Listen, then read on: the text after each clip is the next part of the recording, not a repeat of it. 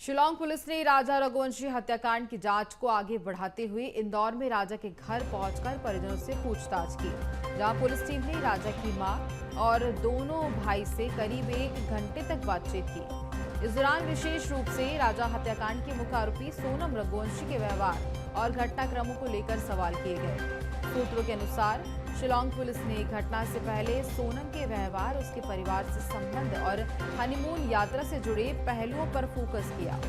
राजा रघुवंशी के हत्या मामले में ये पूछताछ और जांच की प्रक्रिया अब नया मोड़ लेती नजर आ रही है।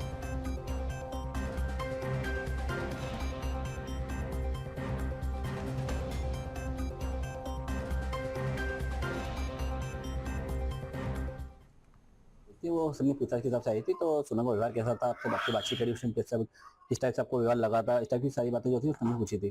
कितनी देर तक की आपके पास इन्होंने आधे बातचीत घंटे। करी, पूछताछ चली आपकी? आधे घंटे। आधे घंटे तक आपसे, आपके भाई से? और मम्मी से मैं, मेरा भाई। राजा वगैरह के बारे में पूछताछ करी? नहीं, राजा की बात यही थी, जैसे राजा यहाँ जो गया था, किस टाइम पे गया था, हाँ। और क्या लेके गया, ये चीज़ बात बस सुनना।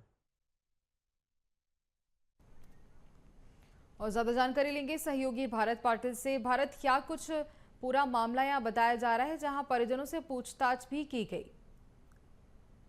शिलांग पुलिस की एसआईटी टीम जो है वो इंदौर पहुंची है और राजा रघुवंशी हत्या के इस मामले में कई बड़ी मिस्ट्री है जो सुलझाने के लिए शिलांग पुलिस इंदौर में है।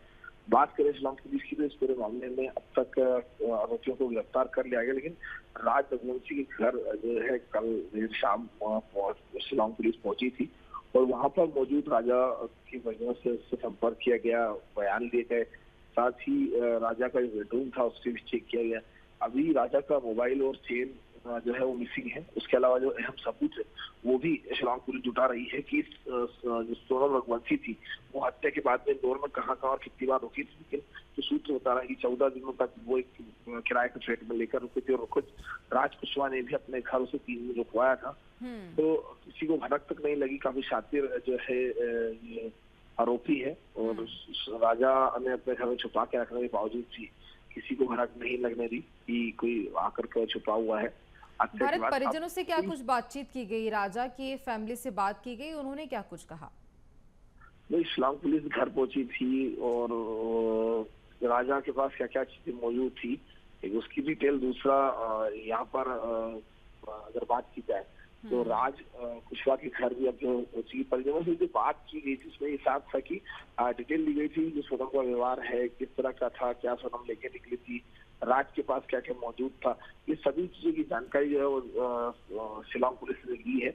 और इस पूरे मामले में अभी भी राज की जो चेन है वो तलाशने की प्रयास जो है वो किया जा रहा है।